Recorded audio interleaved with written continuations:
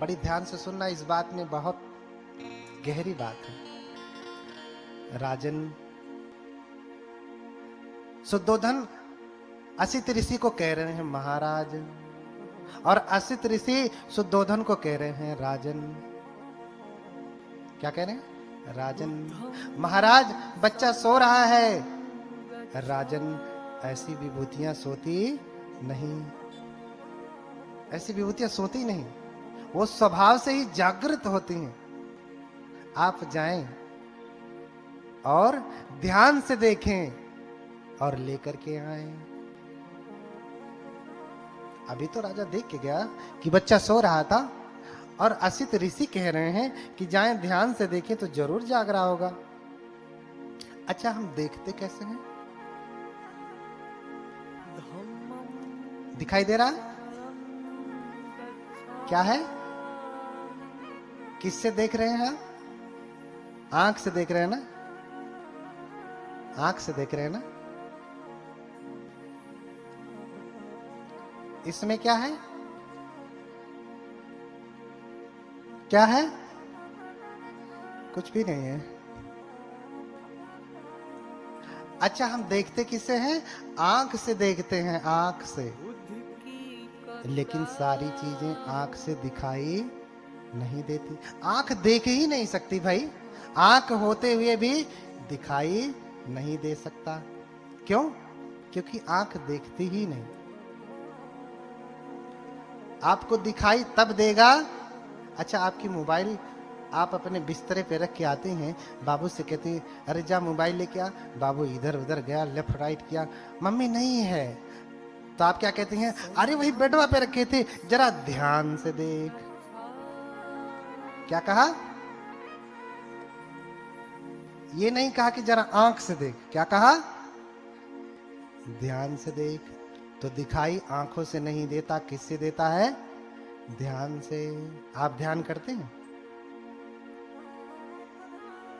हाँ, ध्यान करते हैं? बताइए, कितने लोग ध्यान करते हैं? हाँ, कितने लोग ध्यान करते हैं? कोई नहीं ध्यान कर रहा।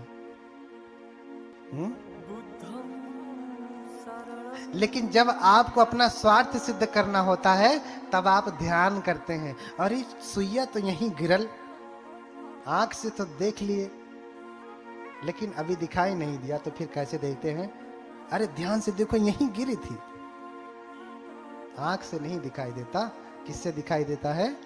ध्यान से दिखाई देता है। इसलिए ध्यान से ही सब कुछ सिद्ध होता है। भगवान बुद्ध हमेशा ध्यान ही करते हैं। लोग कहते हैं अखियां बंद करके का देखते हैं? भैया तू तो अखियां खोल के सुई नहीं देख पाते। हा? क्यों? क्योंकि दिखाई तो ध्यान से ही देता है। कहीं अरे वो तो आंख बंद करके बैठे लोग का देखी है? आंख जेकर खुलल रही हुए न देखी। यही ना कहती है गौवा में, वो कौन भगवान हो आंख बंद करके ऐसे बैठल हो? अरे आंख बंद करके ही वो देख पाते हैं। जो आप नहीं देख सकती वो भगवान देखते हैं। बोलिए भगवान बुद्ध की। तो राजन जाए, ऐसी विभूतियां सोती नहीं, स्वभाव से जागृत होती हैं। अभी आपने आंख से देखा है, जरा ध्यान से देखिए। अब राजन जाके देखते हैं, जब सच में अभी तो आंख से देखा था, अब ध्यान से देखें तो बेटा न हाथ हिला रहा है, न पांव हिला रहा है, ऐसे चुपचाप लेटा है, लेकिन सो नहीं रहा। अच्छा, बच्चे को आपने देखा होगा, जब तक जाग रहा है वो शांति से सोता है। कभी हाथ जो है मुंह में डालेगा, कभी पांव मुंह में डालेगा, करता रहेगा हमेशा। क्या करेगा?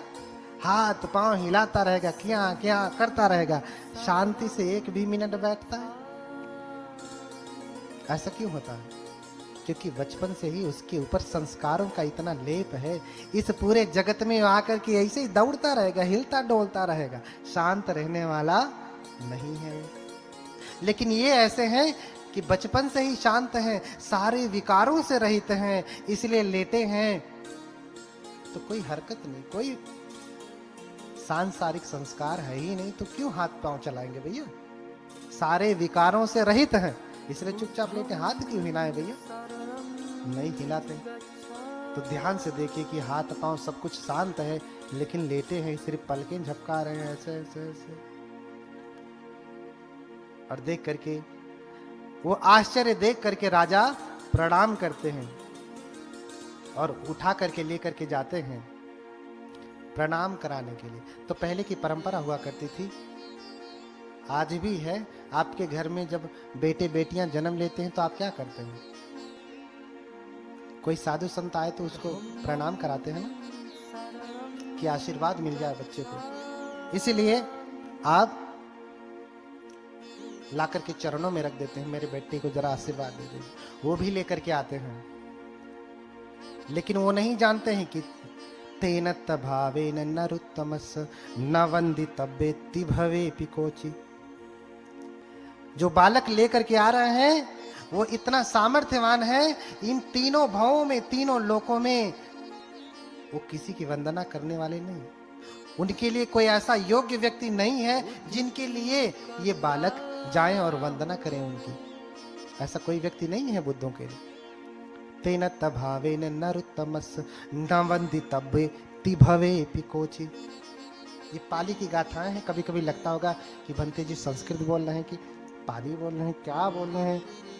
जब पाली सुनेंगे लगेगा कि गलत संस्कृत बोल रहे हैं, जब संस्कृत सुनेंगे तो पाली वाले कहेंगे गलत पाली बोले। दोनों बोल रहा हूँ, जहाँ जो जरूरत पड़ रही है वो बोल रहा हूँ, क्योंकि एक ही ग्रंथ से भगवान के जीवन का चर्चा नहीं है। पूरा त्रिपिटक भरा पड़ा है, पूरे संस्कृत साहित्य बौद्धों के हमारे इतने विस्तृत हैं, उसमें भरे पड़े। लेकिन राजा को नहीं पता, राजा लेकर के आ रहा है ऐसे, सोचता है कि ले जा करके ऋषि के चरणों में रख दूं, ऋषि आशीर्वाद देंगे। लेकिन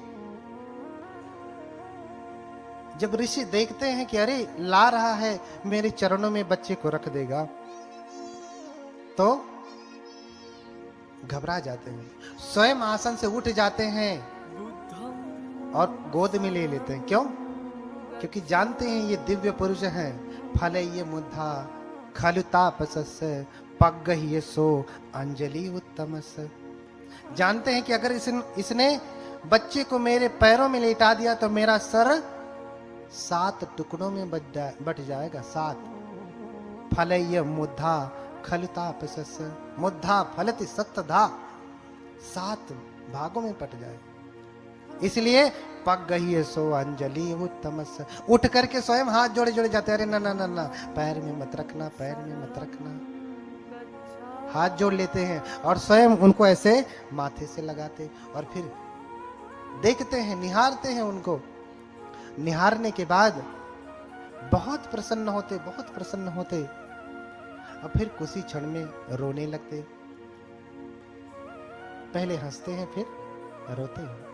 राजा घबरा जाता कि हंस रहे हैं फिर रो रहे हैं, लगता है कोई विघ्न है, जैसे इसकी माँ चली गई, लगता है मेरा बेटा भी रहेगा नहीं। इसीलिए तो ऋषि रो रहे हैं। बच्चे को देख के खुश हुए, लगता है बच्चा रहेगा नहीं, इसलिए रो रहे हैं। राजन पूछ ही लेते, महाराज मेरा अमंगल ना करें, मेरे ऊपर कृपा करें, बताएं आप रो क्यों रहे हैं? पहले हंस रहे हैं फिर रो रहे हैं, कारण क्या है? ऋषि कहते, राजन मैं बहुत प्रसन्न हूं कि मुझे होने वाले बुद्ध का दर्शन हुआ। क्या कहा? पमोदितो खो राजन सको बुद्ध दर्शनम। राजन मैं प्रसन्न हूं। ये जो श्लोक हैं सब त्रिपिटक से हैं, अपने मन से गढ़ के नहीं कह रहा हूं, ये अलग से नहीं कह रहा हूं। वही त्रिपिटक है छठ संगायन की, जिस संगीति में स्वयं बाबा साहब रहे हैं। मैं इसलिए प्रसन्न हूं कि मैं बुद्ध का दर्शन कर पाया, और दुखी इसलिए हूं कि मेरा समय आ गया। मैं 80 वर्ष से अधिक हो चुका हूं, अब मैं अधिक दिन नहीं रहूंगा। जब ये बालक बुद्ध बनेगा तब तक मैं रहूंगा नहीं, इसलिए रो रहा हूं, इसलिए रो रहा हूं। राजन समझ जाते और फिर ऋषि से चर्चा करते, हालांकि पहले वाले जो ब्राह्मण थे उन्होंने भी चर्चा किया था कि या तो बुद्ध होंगे या फिर चक्रवर्ती राजा होंगे। तो सातों ब्राह्मणों की बात मान लिया था, कहा कौंडिन्य को भगा दिया, सातों की बात मान लिया। अरे ये छोटा है, बच्चा है, अभी कम उम्र का है, कुछ जानता नहीं। अक्सर लोग आयु से किसी को योग्य सन्यासी मानते हैं, ऐसा है ना। लेकिन बौद्ध धर्म में आयु से कोई योग्य सन्यासी नहीं होता कि कोई जवान है तो छोटा है और कोई बूढ़ा हो गया तो बड़ा, ऐसा नहीं। आयु से कोई बड़ा नहीं होता। सन्यास कब से लिया है, प्रवज्ञा कब से ली है, तब से वो बड़ा होता है। और विशेष रूप से जब से उपसंपदा होती है तब से उसकी आयु गिनी जाती है। इसलिए बहुत सारे भिक्षु आप देखते होंगे उम्र में, जैसे कल ही मैं एक भंते बूढ़े वाले आए, मैंने उनको प्रणाम नहीं किया क्योंकि अभी ऐसे चीवर पहना, 2-4 साल हुए उनको, और उनकी उपसंपदा भी नहीं हुई। एक तो सन्यासी मुझसे बाद बने हैं, दूसरे उनकी उपसंपदा ही नहीं हुई है, यानी प्रमाणित ही नहीं हुए हैं कि ये भिक्षु हैं। उस मुझसे छोटे ही हैं, मैंने प्रणाम नहीं किया। तो एक उपासक कह रहे, अरे ये बड़े अहंकारी लगते हैं, इन्होंने प्रणाम नहीं किया। बड़े बूढ़े बुजुर्ग हैं, उनको प्रणाम करना चाहिए उनको। हमने कहा शरीर को प्रणाम थोड़ी नहीं होता। मुझसे नहीं कहा, उपासकों से कहा, उपासकों ने बाद में कहा। हमने कहा इस शरीर को प्रणाम थोड़ी नहीं होता, क्या इस चमड़ी को प्रणाम करेंगे, क्या है इसमें? अब इसे काट के रख दीजिए तो 10 मिनट बाद बदबू आने लगेगी, इसको प्रणाम करेंगे? नहीं ना, कि ये शरीर थोड़ा जवान है, इसको प्रणाम कर लेता हूं, ये बूढ़ा है, हाँ? ऐसा नहीं। शरीर को प्रणाम नहीं होता है, तपश्चर्या को, सन्यास को प्रणाम होता है कि कितने अधिक समय तक इसने अपने प्रवज्ञा का जीवन जिया है, सन्यास का जीवन जिया है, कितने समय पहले से इसने काम भोग का जीवन छोड़ा है। और जो बचपन से गृह त्यागी है, उस सन्यासी की महिमा का कहना ही क्या। यहाँ जो देख रहे हैं ना, सब गृह त्यागी बचपन से बैठे हैं। हमारे 2 भंते बैठे हैं, एक और कहीं पे इधर उधर होंगे, जो अभी गीत गा रहे थे, बचपन से हैं। और बचपन के सन्यासी का तेज ज्यादा होता है, उसका सामर्थ्य ज्यादा होता है। उसका गुस्सा भी अगर हो गया ना तो कोई बचा नहीं पाएगा। सही सन्यासी है तो मस्ती करने वाला, ऊट पटांग करने वाला है तो कुछ असर होने वाला नहीं। इसलिए जब आप आते हैं तो क्या कहते हैं, ओकाश वंदामि भंते द्वारतेन मया कृतं सब्बंग अपराधं क्षमतु मे भंते। ये कहते हैं ना, हे भंते ओकाश दीजिए, समय दीजिए, मेरे द्वारतयेन, तीनों द्वारों से, काया वाचा और मन से जो भी अपराध हुए हैं, क्षमतु मे भंते, भंते क्षमा करें। मैंने काया वाणी और मन से जो भी अपराध किया है, हे भंते समय दे मुझे, मेरे ऊपर कृपा करें, मेरे सभी अपराधों को क्या करें, क्षमा करें। तो भिक्षु क्या कहते हैं, खम्मामी खम्मामी खम्मामी, क्षमा करता हूँ, क्षमा करता हूँ, क्षमा करता हूँ। अभिवादनशील सनिच्चंगंधा प्रचार, हाँ, जो अभिवादनशील है उसकी 4 चीजें बढ़ती हैं, आयु, वर्ण अर्थात सौंदर्य, सुख और बल। आशीर्वाद देते हैं तो हाँ। अब आप सोचो, आप भिक्षुओं के पास आते हैं पाप छुड़ाने, पाप कटाने, अपराध की माफी मांगने। अगर वो आपके अपराध को क्षमा कर सकता तो सोचो जब गुस्सा हुआ तो क्या करेगा? हाँ, आपका अपराध काटने की क्षमता रखता है तो फिर जिस दिन गुस्सा हुआ तो क्या करेगा? कितने अपराध लाद देगा, इसकी गणना है नहीं। और उसमें भी जब बचपन से सन्यासी है, प्रवज्जित है, भिक्षु है, तो उसका कहना ही क्या। अरे बुढ़ापे में कोई भिक्षु बनता है, घर पत्नी के साथ जो भोगना था सो भोग लिया, बच्चे का सुख भोग लिया, जब लतियाए जुतियाए भागा घर से, अब सन्यासी बना है, हाँ? अब क्या ब्रह्मचर्य का पालन करेगा? अब तो ब्रह्मचर्य तोड़ना भी चाहे तो नहीं टूट सकता, तो बूढ़ा हो गया, सारी इंद्रियां शिथिल हो गई, अभी क्या करेगा? कर सकता है कुछ नहीं। जब ब्रह्मचर्य का पालन करना था, आचरित्वा ब्रह्मचर्यम अलद्धा यो बने धनम।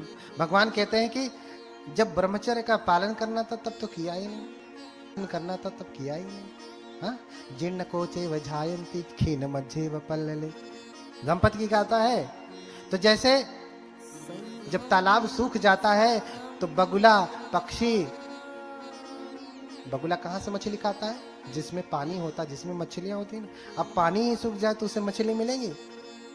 तो बगुला भी तो दुखी होगा ना, क्योंकि मछली नहीं मिलेगी। ऐसे ही बुढ़ापे में सन्यासी व्यक्ति जब सब कुछ सूख गया, पहले ही खड़ा होकर के रोता है कि पानी तो सूख गया, मछली भी नहीं, अब कौन से ब्रह्मचर्य का पालन करेंगे? इसलिए बौद्ध धर्म में बचपन से ही सन्यास लेने का विधान है। हाँ, देखो कितनी बार आपने पांव को बदला, दादाजी लोग, पिताजी लोग। देखिए हमारे एक उपासक जी पहले ही आगे पैर फैलाए बैठे हैं, नहीं बैठ पा रहे हैं। ये ऐसा नहीं कि जानबूझ करके फैलाए, नहीं, उससे राह क्या करें, मजबूरी। अब शरीर जिसको अपना माना, जिसको मेवा मिश्री खिलाया, बतिए नहीं मानता। बोलिए भगवान बुद्ध की, उन्हीं का नहीं सबका। वहीं हम सब देखो बनते लोग बैठे, हम लोग बैठे, हिला हम लोगों का? हिलेगा भी नहीं जब तक कथा चलेगी। हिलेगा नहीं। तो कम उम्र से किसी के सन्यास की गणना नहीं होती, उसके सन्यास से उसकी गणना होती। कब से वो सन्यासी, कब से गृह त्यागी, तो उसे छोटा समझ के पहले भगा दिया। ये जवान है, 7 ब्राह्मणों की बात माना था, तो 7 से पूछा, अच्छा आपने 2 बात कहा कि या तो चक्रवर्ती राजा बनेगा या बुद्ध बनेगा, तो मुझे तो बुद्ध बनने के लिए नहीं देना अपने बेटे को, मुझे तो चक्रवर्ती राजा बनाना है। तो क्या करे कि मेरा बेटा घर छोड़ के न जाए? तो तत्कालीन ज्ञानी विद्वानों ने कहा, 7 विद्वानों ने, ब्राह्मणों ने कहा कि राजन, इसे इतना भोग विलास दे दो कि इसी में लीन रह जाए, घर छोड़ के जैब न करे। इसे हाँ, इसे शराबी बना दीजिए, गजेड़ी बना दीजिए, लीन रहे इसी में, घर छोड़ के जाएगा ही नहीं। 2 तरीके से ये बातें गलत हो गई इन ब्राह्मणों की। एक तो उनका उत्तर इसलिए गलत है, क्या कोई इसलिए सन्यासी, वो स्वयं सन्यासी थे, जो 8 ब्राह्मण थे उसमें से 7 बचे, वो स्वयं सन्यासी हैं। उन्होंने उत्तर दे करके अपने ऊपर प्रश्न चिन्ह खड़ा कर लिया। उन्होंने क्या कहा, राजन अपने बेटे को इतना सुख भोग दीजिएगा, इतना भोग विलास दीजिएगा, वो घर छोड़ेगा ही नहीं। और ये स्वयं सन्यासी हैं, तो क्या आपने सन्यास इसलिए ग्रहण किया कि आपको घर में भोग विलास मिला नहीं? हाँ, आपने सन्यास इसलिए लिया कि आपको घर में भोग विलास मिला नहीं, इसलिए टुटुआ रहे थे, तो चलो भैया कपड़ा पहन ले। हाँ, अपने ऊपर ही प्रश्न जो है खड़ा कर लिया। हाँ, और दूसरी बात, अगर भोग विलास दे दिया जाएगा तो घर नहीं छोड़ेगा, घर में ही रहेगा। कभी भोगी विलासी व्यक्ति चक्रवर्ती राजा बन सकता है?